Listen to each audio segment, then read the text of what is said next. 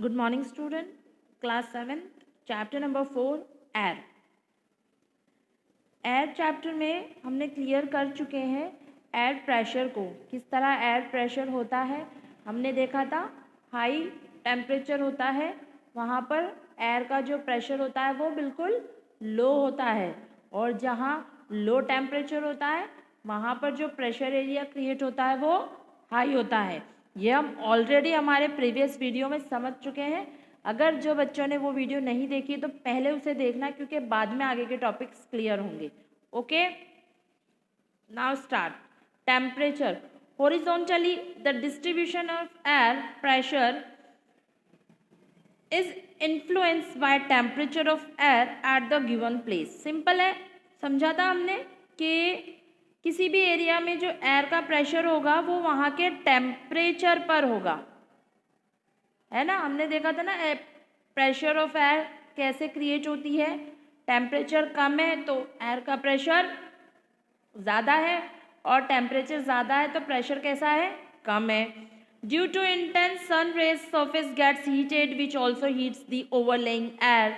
After heating the air expand in volume and becomes lighter in weight and rise up, due to which a low pressure area is created. For example, equatorial regions have high temperature and low pressure. Low pressure is associated with cloudy skies and wet weather. वही चीज़ है जो मैंने समझाया था कि सन की raise जब अर्थ पर पड़ती है तो अर्थ हीट होती है। अर्थ की हीट की वजह से अब अर्थ गर्म है, आसपास का जो एटमॉस्फेयर क्या होगा वो भी गर्म हो जाएगा। गर्म होगा यानी टेम्परेचर इंक्रीज हो जाएगा। जब टेम्परेचर इंक्रीज होता है तो एयर जो होती है वो भी गर्म हो जाती है। एयर गर्म होती है तो ऊपर की तरफ उठती है, और ऊपर जैसे जैसे वो उठती है तो वो बिल्कुल लाइट हो जाती है, और लाइट होने की वजह से वो फैल जाती है, और क्योंकि वो लाइट हो चुकी है तो उसका प्रेशर बिल्कुल कम होगा। तो टेम्परेचर इंक्रीज तो pressure is low, temperature decrease then pressure is high. Same तो हम इक्वेटोरियल रीजन यानी हम टोरिड जोन पे बहुत ज़्यादा देखते हैं। इक्वेटर के आसपास 23.5 ऊपर, 23.5 नीचे साउथ में, दोनों जगह हम बहुत कम प्रेशर एरिया नज़र आता है हमें। क्यों? क्योंकि वहाँ सन की रेस जो है हॉरिजॉन्टली जाती है, सीधी सीधी। Horizontal altitude, as we higher from the sea level the temperature goes on decreasing. At higher altitude air is cold. Cold air is heavy air sink and creates high pressure. Air move from high pressure area to low pressure area. देखो क्या है कि बात करें अगर हम इसकी, तो इसके नेम्स मत देखना बिल्कुल, ये आपके लिए वो सिस्टम है। इसका पूरा निचोड़ आपको 9th में मिलेगा बच्चा पार्टी। अभी अगर मैं समझाने की कोशिश करूं तब भी नहीं आएगा ये डोलड्रम ITCZ क्या होते हैं, तो हम इसे आगे वाले क्लास में क्लियर करेंगे बहुत अच्छे से। तो क्या देख रहे हैं हम कि देखो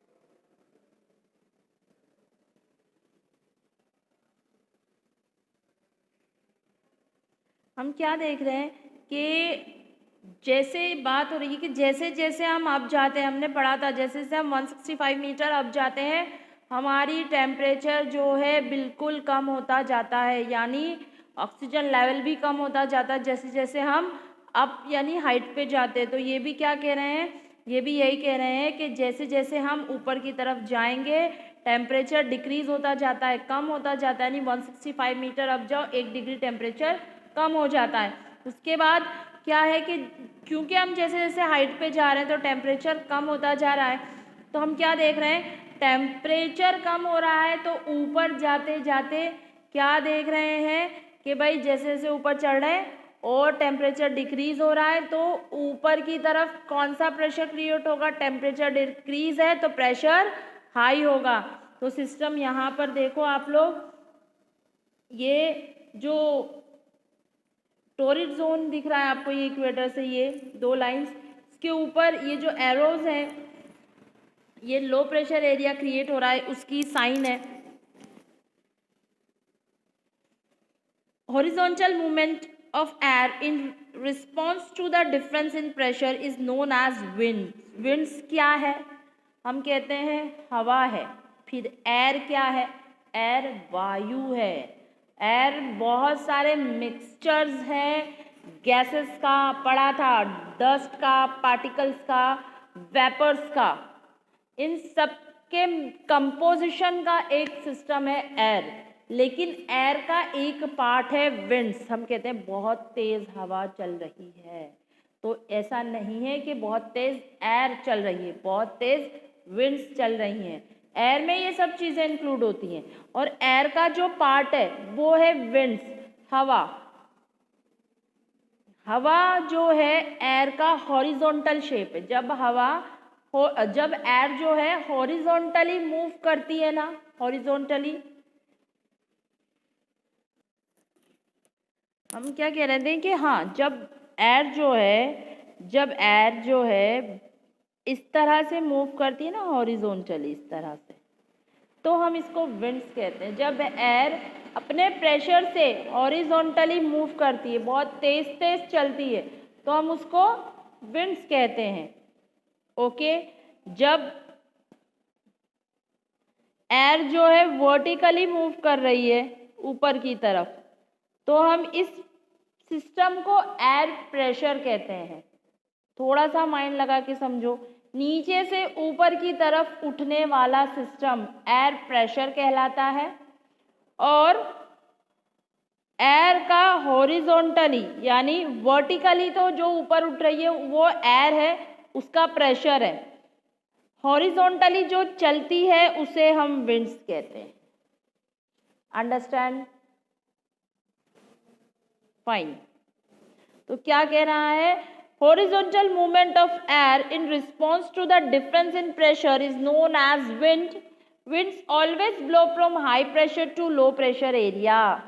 क्या बात कही इन्होंने कि जो विंड्स है, जो हवाएं हैं, वो हमेशा वो हमेशा हाई प्रेशर से लो प्रेशर की तरफ मूव करती है। भाई ये क्यों मूव करती है हाई प्रेशर से लो प्रेशर की तरफ? हवाएं हमेशा हाई प्रेशर की होती हैं तो वो लो प्रेशर एरिया की तरफ जाती हैं। तो क्यों जाती हैं मैं बताती हूँ आपको। देखो, अब हम बात करते हैं, ठीक है, हम बात करते हैं, यहाँ लैंड है, यहाँ ओशन है या सी है, जो भी ले लो। ये लैंड है, ये ओशन या सी, जो भी आप मान लो, ठीक है, सी। अब यहाँ लैंड पे सन की हीट बहुत ज़्यादा है, ठीक है। अब ये हीट हो रही है, लैंड हीट हो रही है। यहाँ पर जो एयर ऊपर उठेगी, यहाँ टेम्परेचर बहुत ज़्यादा है, प्रेशर कैसा क्रिएट होगा? लो प्रेशर एरिया, ठीक है। ये ओशन है। ओशन का वाटर जो होता है वो हमेशा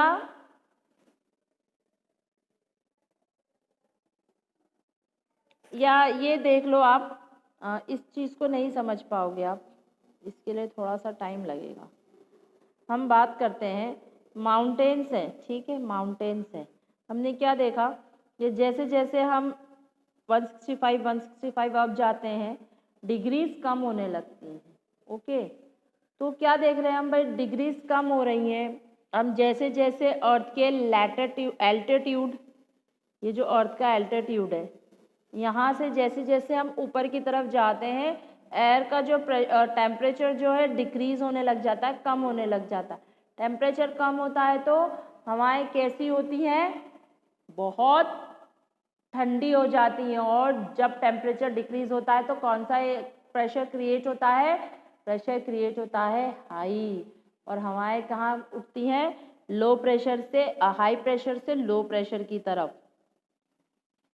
तो बात करते हैं ओशंस पे जब सन की हीट पड़ती है तो ये वाटर है, ये वाटर गर्म होगा, ये वाटर गर्म होगा, लेकिन ओशंस में पता है ना वेव्स एक के बाद एक वेव्स आती रहती है, यानी वाटर जो है सिस्टमेटिकली गर्म होता रहता है, ठंडा होता रहता है, फिर गर्म होता है, फिर ठंडा होता रहता है।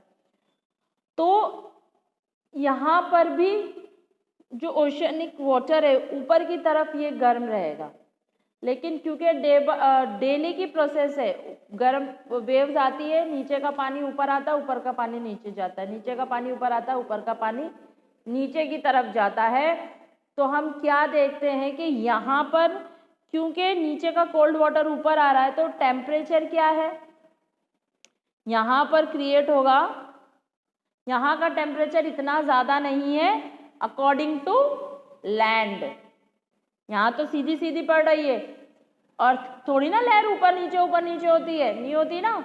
यहाँ बहुत ज़्यादा टेम्परेचर है, यहाँ बहुत कम टेम्परेचर है, यहाँ ज़्यादा है। यहाँ ज़्यादा पे प्रेशर कैसा क्रिएट होता है, लो।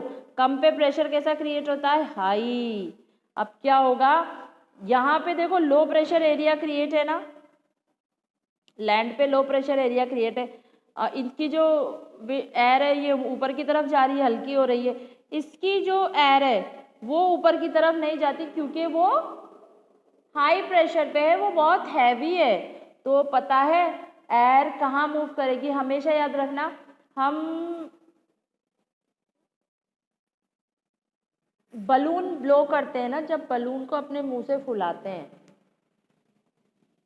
तो एक चीज़ नोटिस की आप लोगों ने कि हम जब भी बलून में हवा भरते हैं तो बलून का वो पार्ट जो थोड़ा सा भी थिक होता है, मतलब मान लो हाफ पोर्शन पे हमने बलून को फुला दिया, अब हम उसको और बड़ा करना चाहेंगे तो जैसे जैसे हम उसमें हवा भरते जाएंगे तो वो उस पोर्शन को फिल करेगा जहाँ पर उसका प्रेशर क्रिएट हो रहा है, जहाँ पर जगह खाली है।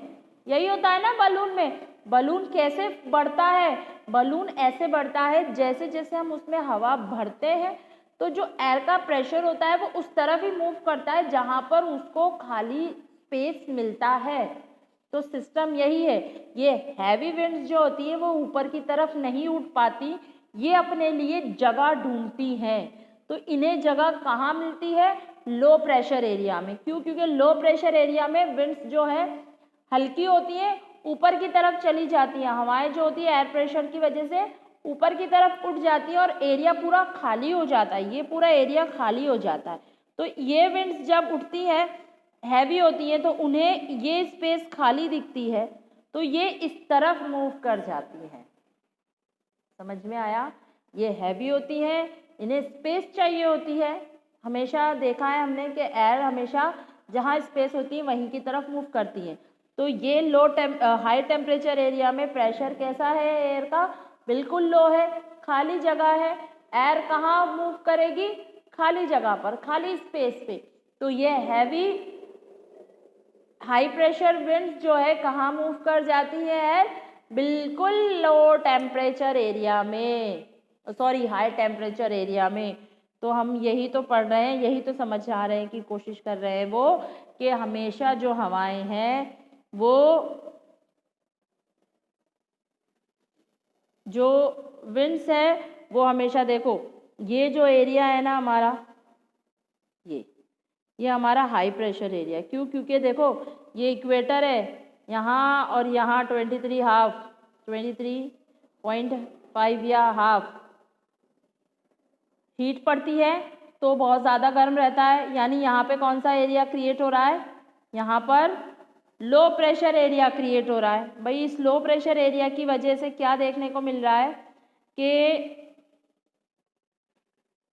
यहाँ से जो विंड्स क्रिएट होती हैं, यहाँ से ये विंड्स जो हैं ये यहाँ की तरफ मूव करती हैं। क्यों, हवा यहाँ का टेम्परेचर टेम्परेट है, इसके मुकाबले ठंडा है, तो वो एयर जो होगी, एयर प्रेशर होगा, वो कहाँ मूव करेंगी विंड्स हाई प्रेशर विंड्स कहाँ मूव करती है, लो प्रेशर एरिया की तरफ। यहाँ इसको लो प्रेशर एरिया मिल गया, आराम से मूव कर गई।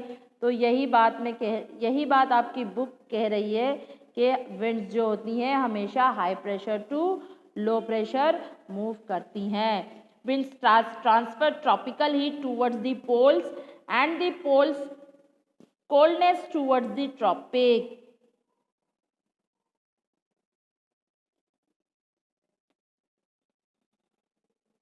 So in this way, winds act as a means for transfer of heat from one part to the other to another. Okay. Types of winds क्या है?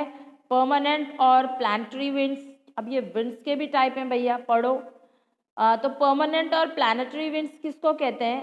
The winds which blow constantly and continuously throughout the year are known as planetary winds or permanent winds. वो winds जो साल भर चलती रहती है, ठीक है, मतलब जो कभी नहीं रुकती, हमेशा उसका प्रेजेंस हमें फील होता है, हमेशा वो पूरे साल चाहे कोई भी मौसम हो वो हमेशा चलती रहती है, हम उन्हें परमानेंट विंड्स कहते हैं। They are very strong and defined and never change that direction of movements. वो एक तो बहुत स्ट्रॉन्ग विंड्स होती हैं, दूसरा उसका डायरेक्शन कभी चेंज नहीं होता। वो अगर मान लो फॉर एग्जांपल अगर वो वेस्ट टू ईस्ट बहती है ना, तो वो वेस्ट टू ईस्ट ही बहती है साल भर। The trade winds, the westerlies and the easterlies and the polar winds etcetera are the example of permanent or planetary winds. जो हम ट्रेड विंड्स बोलते हैं ना, अंदर आती हैं जो बाहर की तरफ से, यानी अदर ओशन साइड से या किसी और साइड से मूव करके अंदर आती हैं, उसे ट्रेड विंड्स कहते हैं। यानी ये ट्रेड करती हुई आई हैं, यानी किसी और जगह से होती हुई किसी अदर पार्ट में आने वाले विंड्स को हम ट्रेड विंड्स कहते हैं। तो जितनी भी हमें ईस्ट की तरफ से आने वाली विंड्स हो या वेस्ट की तरफ से आने वाली विंड्स हो, जो पोल्स की तरफ से जो विंड्स आती हैं, ये साल भर आती हैं और ये बहुत स्ट्रांग होती है, ये अपना डायरेक्शन चेंज नहीं करती, उसे हम परमानेंट विंड्स कहते हैं। पीरियोडिक और seasonal winds, these winds unlike planetary winds change their direction in different season and blow for a specific period of time in a year. Example, monsoon in India. वो winds जो साल भर नहीं बनती, वो winds जो सिर्फ एक पर्टिकुलर टाइम पर ही देखने को मिलती हैं और ये सीजन के अकॉर्डिंग बहती हैं, उनको हम पीरियोडिक और सीजनल विंड्स कहते हैं। नाम से ही पता चल रहा है, वो विंड जो सीजन के अकॉर्डिंग बहती है, जो साल भर नहीं बहती, दे does not blow through out the year, उसको हम सीजनल विंड्स कहते हैं। जैसे हमारे इंडिया का जो मॉनसून है वो इंडियन ओशन की तरफ से आने वाली हवाओं की वजह से कंप्लीट होता है, तो उन विंड्स को हम सीजनल विंड्स कहते हैं। Local winds tend to develop due to local differences in temperature and pressure condition. They blow only during a particular time of the day or year. They affect small areas. Example, Lu, northern plain of India, Thon, Alps, Chinook, USA. Winds is usually measured in unit kilometer per hour and wind direction is ascertained with the help of wind van. The instrument for measuring speed of the wind is known as anemometer. क्या कहने की कोशिश कर रहे हैं भाई? Local winds क्या होती हैं? लोकल विंड्स वो विंड्स होती हैं जो टेम्परेचर के अकॉर्डिंग सेट होती हैं। नहीं आया समझ में भाई? लोकल विंड्स जो रोजाना देखने को मिलती है, साल भर देखने को मिलेगी या कभी कभी देखने मिलेगी, ये लोकल विंड्स है। और ये क्यों ऐसी होती है? क्योंकि हमने देखा था कि क्लाइमेट और वेदर में डिफरेंस देखा था ना, तो वेदर चेंज होता रहता है डे टू डे। तो जैसे वेदर चेंज होगा, जैसे टेम्परेचर चेंज होगा, विंड्स भी वैसी होगी। सीधी बात है ना, ज़्यादा गर्मी होगी तो विंड्स कैसी फील होगी? गर्म। ठंड होगी तो विंड्स कैसे फील होगी? ठंडी। तो सिस्टम ये है कि वेदर के अकॉर्डिंग और टेम्परेचर के अकॉर्डिंग जो विंड्स हमें रोज़ चेंज होती हुई नज़र आती है उसको हम लोकल विंड्स कहते हैं। जैसे गर्मी में देखो, नॉर्दर्न इंडिया में गर्मी में जो विंड्स चलती है उसे हम लू कहते हैं। कहते हैं ना लू चल रही है बाहर, बहुत गर्म हवा चलती है, तो वो उधर के टेम्परेचर की वजह से हो रहा है। और यही हवा सर्दी में जब चलती है तो क्या कहते हैं हम इसको? शीत लहर कहते हैं ना, शीत लहर चल रही है। तो ये अकॉर्डिंग टू टेम्परेचर जो चेंज हो जाती है उसको हम लोकल विंड्स कहते हैं। Understand? Moisture refer to the water vapour in the air. Air में जो मॉइस्चर होता है, एयर में जो वाटर वेपर्स होते हैं उसकी वजह से एयर में मॉइस्चर होता है। Water evaporates from the ocean surface and other water bodies and from water vapour moisture in the air known as humidity. Air में जो वाटर वेपर होता है कहाँ से होता है? ओशन बॉडीज पे जो सनरेज की हीट पड़ती है या अदर वाटर बॉडीज पे जो सनरेज की हीट पड़ती है उसकी वजह से जो इवोपरेशन होता है, उस इवोपरेशन से एयर के अंदर क्या होते हैं, छोटे छोटे वेपर्स जो होती हैं, छोटे छोटे वेपर्स के पार्टिकल्स हो जाते हैं। तो वो वेपर्स जो होता है एयर में जाकर मिक्स होने के बाद ह्यूमिडिटी क्रिएट करता है, उसे हम ह्यूमिडिटी कहते हैं। वाटर वेपर का ऊपर की तरफ एयर में जाकर मिलना ह्यूमिडिटी कहलाता है। Humidity refers to the amount of water vapour present in the air at the given temperature. Humidity कैसे बनती है कि किसी भी एयर में जब वाटर वेपर मिल जाते हैं जाकर तो ह्यूमिडिटी क्रिएट हो जाती है। और ह्यूमिडिटी क्रिएट कैसे होती है भाई? जब एयर में वाटर वेपर का प्रेजेंट होता है वो भी टेम्परेचर के अकॉर्डिंग, तो हम देखते हैं कि ह्यूमिडिटी कैसी है। It is related to the temperature, ये टेम्परेचर से रिलेटेड होती है। If temperature increase the capacity of air to hold moisture increase and vice versa. Air is more dense at sea level then is cooler mountainous areas. क्या देख रहे हैं हम कि जैसे जैसे टेम्परेचर इंक्रीज होता है, हमने देखा था ना टेम्परेचर इंक्रीज होता है तो एयर बहुत लाइट होती है। तो जैसे टेम्परेचर इंक्रीज रहता है ना तो जो वाटर वेपर्स है वो एयर जो है उन्हें होल्ड करके रखती है। और जैसे ही टेम्परेचर डिक्रीज होता है, जैसे जैसे टेम्परेचर डिक्रीज होता है वैसे वैसे जो एयर है वो उन वाटर वेपर्स को होल्ड नहीं कर पाती।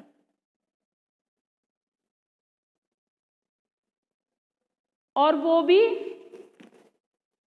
तो ये जो हम सिस्टम देख रहे हैं ना कि if temperature increase the capacity of air to hold moisture increase. और अगर हम देख रहे हैं कि जैसे जैसे टेम्परेचर इंक्रीज हो रहा है तो एयर जो है मॉइस्चर को पकड़े हुए है।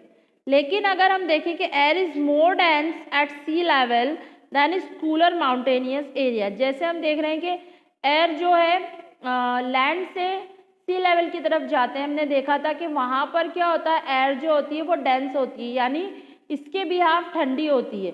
तो ऊपर की तरफ जैसे जैसे जा रहे हैं तो ज़्यादा डेंस एरिया देखने को मिलता है। वैसे ऊपर जाते हैं माउंटेन्स की तरफ, हम तो कह रहे हैं ना कि 165 मीटर ऊपर जाते हैं तो हवा ठंडी हो जाती है। इसीलिए ठंडी होती है क्योंकि जैसे जैसे एयर ऊपर की तरफ उठती है तो अपने साथ जो हाई टेम्परेचर है वो ऊपर की तरफ जैसे जैसे वेपर्स को लेकर जाती है तो वो ठंडा होता जाता है। नीचे से गर्म थी ना एयर, जब नीचे से लैंड से उठ रही थी तो बिल्कुल गर्म थी, ऊपर की तरफ जाती रहेगी तो ऑब्वियस है ना हर एक चीज़ जो गर्म होती है वो ठंडी होती है।